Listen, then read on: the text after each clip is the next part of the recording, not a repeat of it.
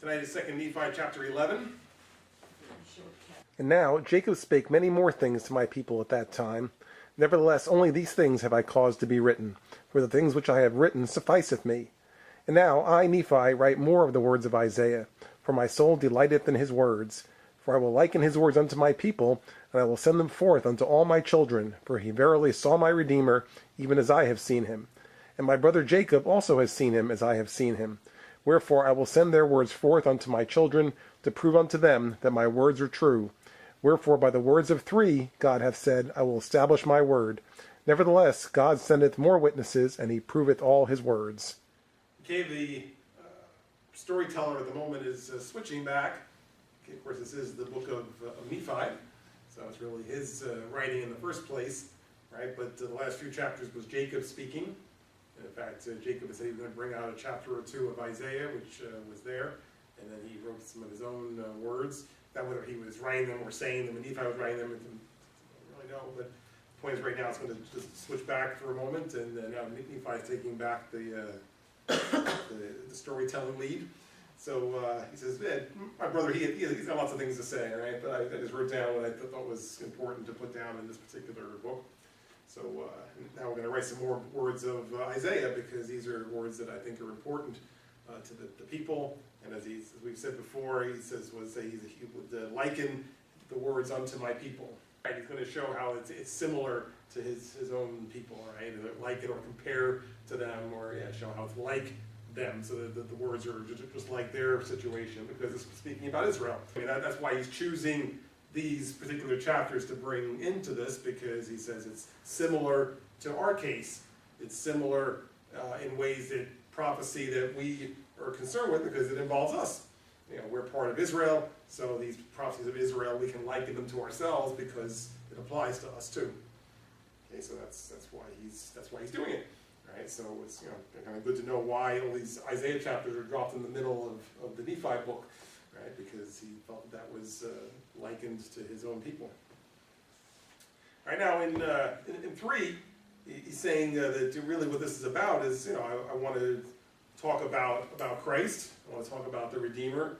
And so he says that really there's now been 3 witnesses, if you will, of Christ, and that in the words of 3 witnesses, something can be really established, because now there's 3 different people witnessing the same thing, and so 3 different testimonies that bring out the truth of what's being talked about. If you remember, I think it was last week, Jacob said that he saw Christ himself, right? And then back in 1 Nephi, remember when Nephi had his vision, he saw Christ, and now Isaiah is writing about Christ. So that's the 3 that he's referring to. The idea of having 3 witnesses is a theme that pops up again, a couple other times, in the Book of Mormon, and even involving the Book of Mormon.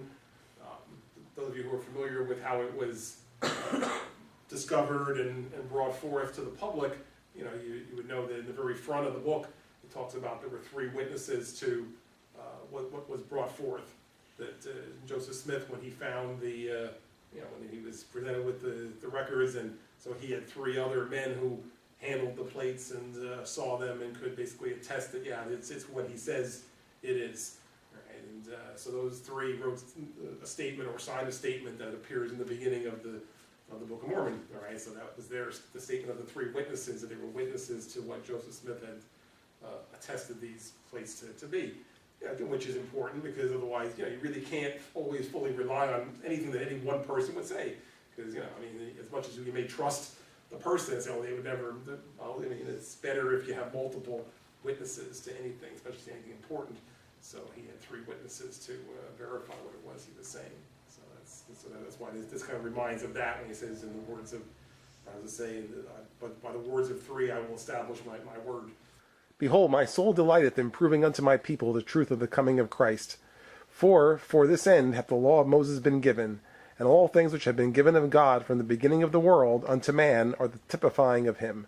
And also my soul delighteth in the covenants of the Lord which he hath made to our fathers. Yea, my soul delighteth in his grace, and in his justice, and power, and mercy, and the great and eternal plan of deliverance from death. And my soul delighteth in proving unto my people that save Christ should come, all men must perish. For if there be no Christ, there be no God, and if there be no God, we are not. for there could have been no creation. But there is a God, and he is Christ, and he cometh in the fullness of his own time.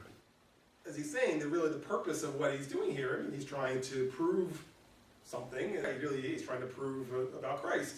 So that all the things that he's selecting are things which prophesy of a coming Savior, Redeemer.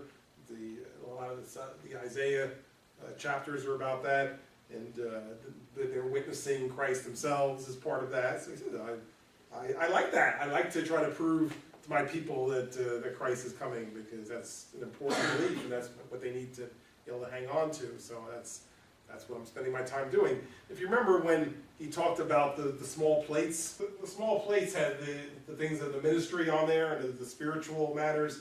And if you remember, he said he wanted to put things on there that he felt were valuable and the things that would bring delight to people's souls.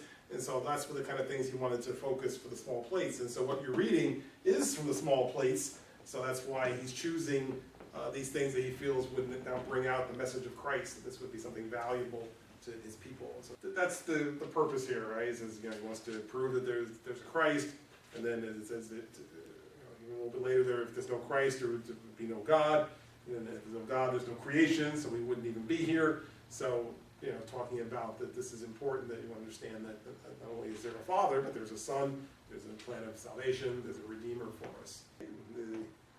The next verse is actually an intro to the following chapters. And now I write some of the words of Isaiah, that whoso of my people shall see these words may lift up their hearts and rejoice for all men. Now these are the words, and ye may liken them unto you and unto all men. Okay, so that's the intro to the next several chapters, and again saying that you can liken them unto yourself and to all men, because you'll find things in here that apply to you, especially you of my people.